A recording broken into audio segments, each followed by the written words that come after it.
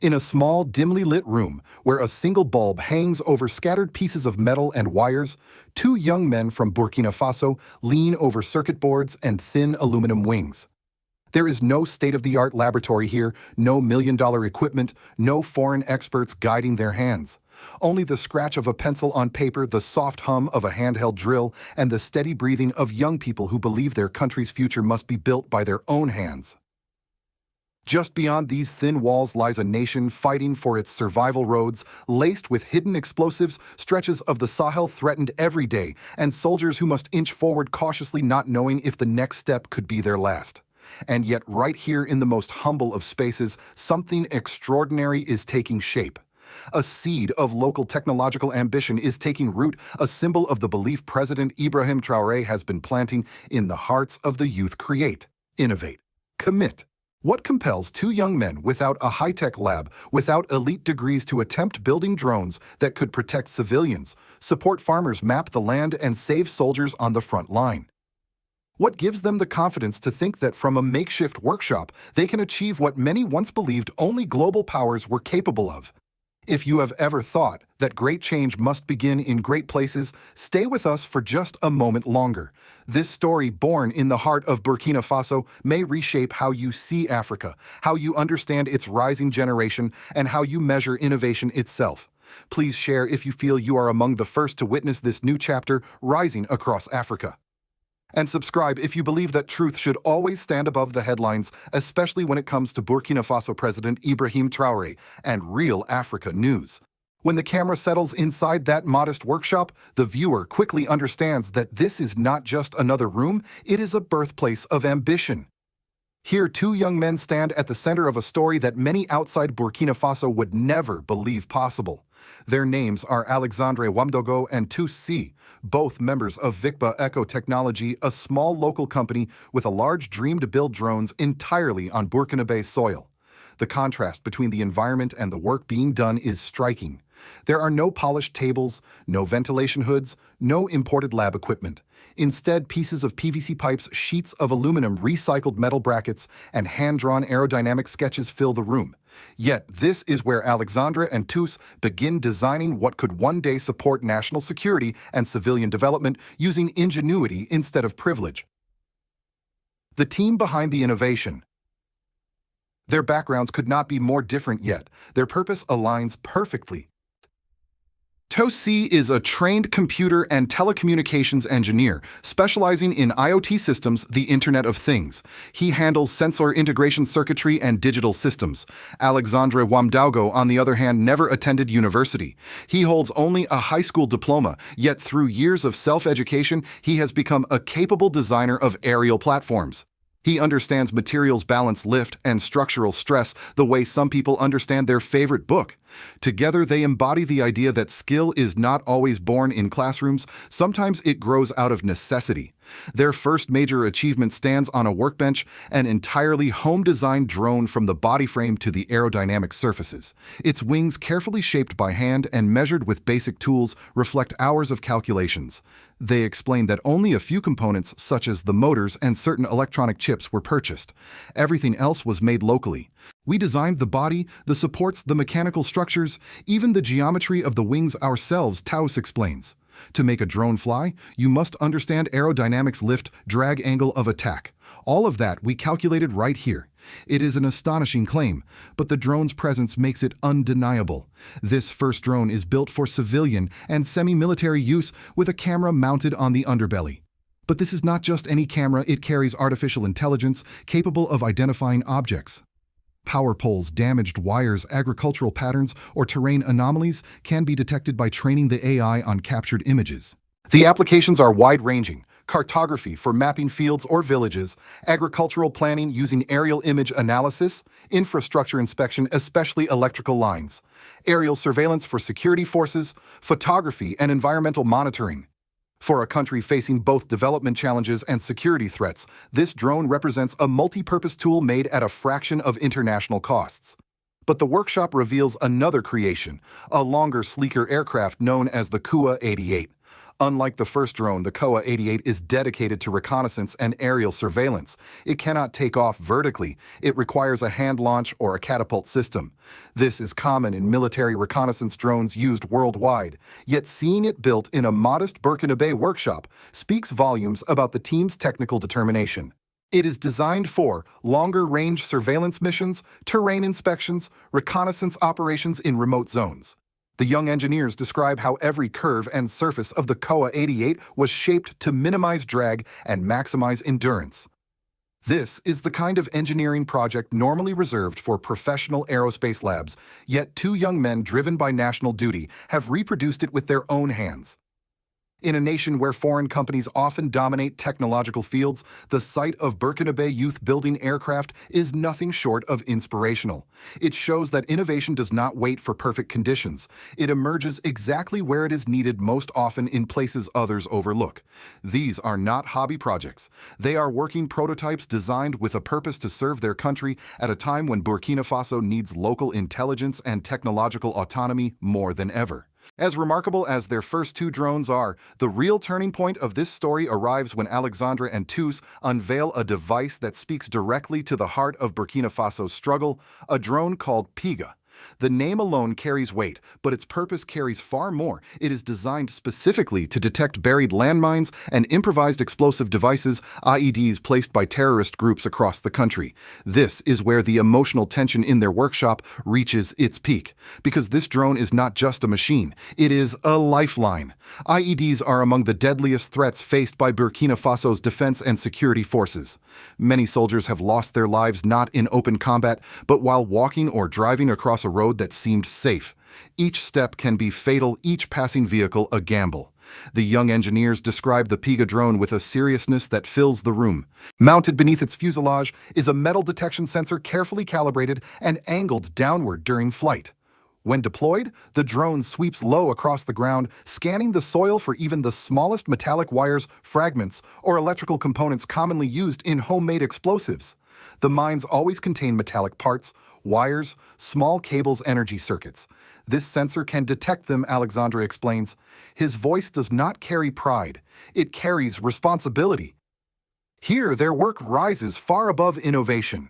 It becomes a quiet form of courage, an attempt to prevent tragedies that have shattered families and communities. The camera lingers on the drone for a moment. The Piga is not polished like Western military drones, nor does it need to be. Its power lies in what it represents, a Burkina Faso solution to a Burkina Faso problem engineered with nothing more than determination, creativity, and a patriotic obligation. For many viewers, especially those familiar with the impact of IEDs such as American veterans who served in Iraq or Afghanistan, the emotional resonance is immediate. They know what it means to lose comrades to hidden explosives. They know the value of any tool that can detect danger from the air instead of the ground. This is the climax of the story, two young men in a humble workshop creating something that could save countless lives. News of their work spreads among local communities. People express a deep sense of pride, not because the drones are perfect or because the team is famous, but because young Burkina Faso are proving that technological independence is possible. Residents speak of them with a tone usually reserved for soldiers or doctors. In a way, Alexandre and Tous have become both protectors and innovators. Among the youth, the reaction is even more powerful. Students from schools and technical centers begin asking how they too can learn robotics, aerodynamics, and AI. Teachers contact Vicba Eco Technology, asking if their students can visit. A few young people express shock that something so advanced could be built right here in our own neighborhood. But reactions are not limited to everyday citizens. Within Burkina Faso's defense circles, the Piga creates a quiet but unmistakable ripple of hope. If two young men can build a functioning mine detection drone, what could an entire national program achieve? International observers, especially those who once saw African nations primarily as consumers of foreign technology, find themselves reconsidering long-held assumptions. The Kuwa-88, the AI-powered mapping drone, and now the Piga suggest something larger is happening, a shift from dependency to self-reliance. The climax of this story is not just the invention of the Piga drone. It is the realization that innovation can come from the most unexpected places. It can rise from dusty workshops, from self-taught minds, from the determination of a young nation refusing to be defined by hardship. In this moment, Alexandre and Tous are no longer just engineers. They are symbols. They represent a Burkina Faso that is learning to stand on its own technological feet, even in the shadow of insecurity. The impact of Alexandre and Tous' work extends far beyond the four walls of their workshop. In a nation like Burkina Faso, one balancing urgent security needs with the slow, determined climb toward development, the emergence of these homegrown drones has immediate civil consequences and deeper long-term political ones. The multi-purpose drone equipped with an AI-enhanced camera holds enormous value for everyday civilians. In rural regions where farmers rely on rainfall, unpredictable soil conditions, and outdated maps, aerial cartography can finally offer clarity. A drone that can fly over fields and analyze terrain allows farmers to monitor crop health, detect irrigation issues, and manage land more efficiently. For older farmers, many of whom work the land with the same methods used by their grandparents, this is nothing short of revolutionary. Local elders have even described the drone as a new pair of eyes, one that sees what human eyes cannot. The Piga drone, though designed for the military, indirectly benefits civilians as well. Every landmine detected and neutralized means safer roads, safer markets, safer schools. Mothers traveling with their children no longer fear certain routes. Traders moving between villages feel confident that the path ahead is clear. Even Burkina Faso's fragile infrastructure stands to gain. Power lines, often stretched across rural areas, are difficult and dangerous to inspect manually. With the AI-powered drone, technicians can detect faults from above, reducing outages and improving safety for workers who used to climb poles without proper equipment. In a nation where government resources are limited, locally produced drones offer a cost-effective tool to monitor floods, assess damage during the rainy season, and even locate missing livestock in remote forests. For many communities, this technology is not a luxury, it is a lifeline. The emotional effect on the country's youth is profound. Young Burkinabe who once believed that advanced technology belonged only to Europe, China, or the United States are suddenly witnessing people who look like them, same background, same struggles, building functional aircraft. Schools and training centers begin discussing how to integrate robotics, electronics, and coding into their programs. Parents start encouraging their children to consider engineering, not just traditional jobs. Local TV stations feature the two young innovators, turning them into symbols of possibility. In a country where many young people face unemployment, insecurity, or the temptation to migrate, the message is clear. There is a future here. On the political stage, the drones embody a deeper shift occurring under President Ibrahim Traoré, the pursuit of technological sovereignty. Burkina Faso's refusal to rely entirely on foreign suppliers who often charge high prices or impose restrictive conditions aligns with a broader continental push for independence in defense, agriculture, and energy. Critics who once claimed that Africa must import everything now find their arguments weakening. When two young men can create a functioning reconnaissance drone and a mine detection system with minimal resources, it becomes harder to justify foreign dependency. Within government circles, these innovations fuel the conversation about establishing national research labs, technical academies, and state-funded engineering programs. The political message is powerful. Progress no longer requires permission or instruction from outside powers. On an international scale, the drones send a subtle yet unmistakable message that Burkina Faso is capable of solving its own security challenges through its own talent. This strengthens the country's negotiating position and shifts the perception of Burkina Faso from a passive aid recipient to an emerging innovator in the Sahel. For many American viewers, especially older veterans, retired engineers, and citizens who lived through eras of rapid technological change, the story unfolding in Burkina Faso feels both familiar and surprising. It echoes something deeply American: the garage inventor spirit, the belief that innovation can emerge from the most modest of places. In fact, what Alexandre and Tous are doing resembles the early days of Silicon Valley, when young minds built world-changing devices from cramped basements and dusty workshops. For Americans who served in Iraq or Afghanistan, the significance of a mine detection drone is immediately clear. They know what it means to sit in a Humvee scanning the road with fear, hoping the next bump isn't an IED. Many saw comrades injured or killed by hidden explosives. To them, the Piga drone represents not only innovation but also compassion, a tool that keeps soldiers off dangerous roads and out of harm's direct path. Some American military analysts may even feel a sense of admiration. With limited resources, these Burkina Faso engineers have recreated innovations that took Western nations billions of dollars and massive defense departments to develop.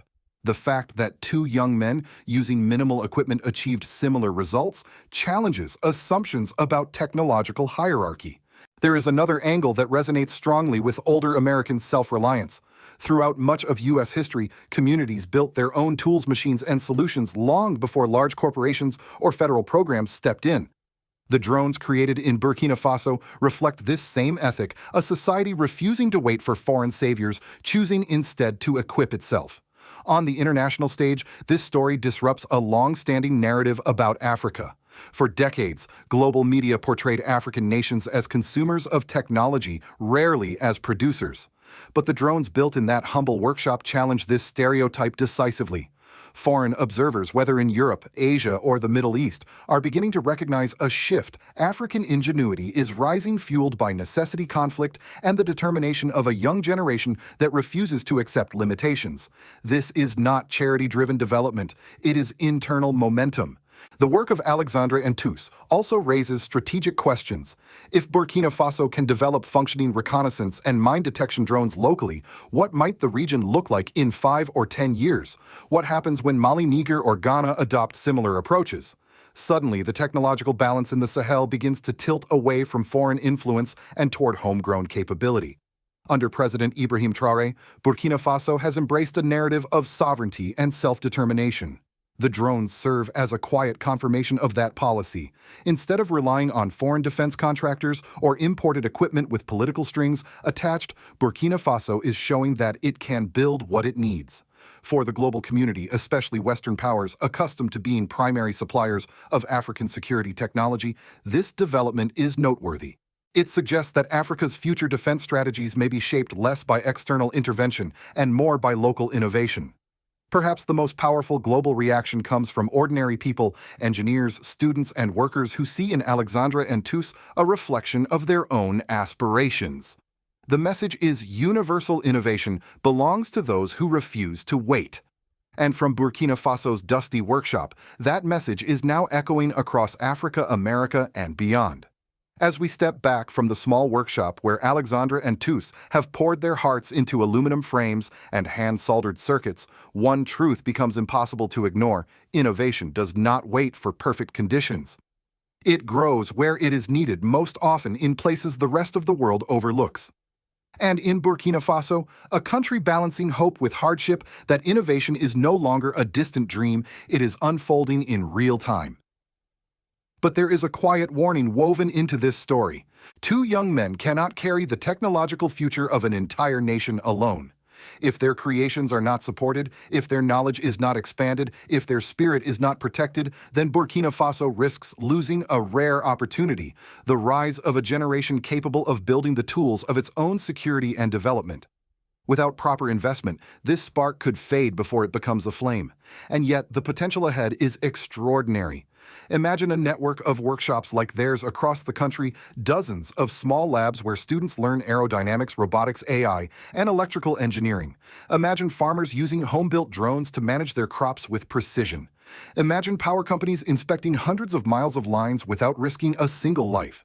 Imagine soldiers no longer walking blindly into danger because a drone built on Burkina Faso soil scanned the path before them. This is not fantasy. It is the logical next step. On a political level, the meaning is even larger. What Alexandre and Tous created is more than a machine. It is a declaration that Burkina Faso is no longer content to rely on external systems, that a new chapter of sovereignty is being written not only in speeches, but in engineering. Under leaders like President Ibrahim Traoré, who calls youth to create, innovate, and commit, the country is discovering what it means to stand on its own technological feet. But the world must also pay attention, not because Burkina Faso needs validation, but because its story challenges global assumptions. It proves that meaningful innovation can come from nations often dismissed by mainstream headlines. It asks us to reconsider where progress begins and who gets to define it. So now the question returns to you, the viewer. Do you believe that Burkina Faso's path toward technological independence is real and sustainable? And do you think President Ibrahim Traoré's national innovation strategy is the right model for Africa's future?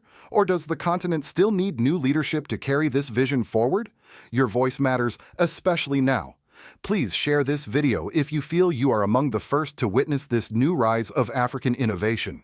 Subscribe if you believe that truth, not headlines, should guide how we understand stories from Burkina Faso and Africa news.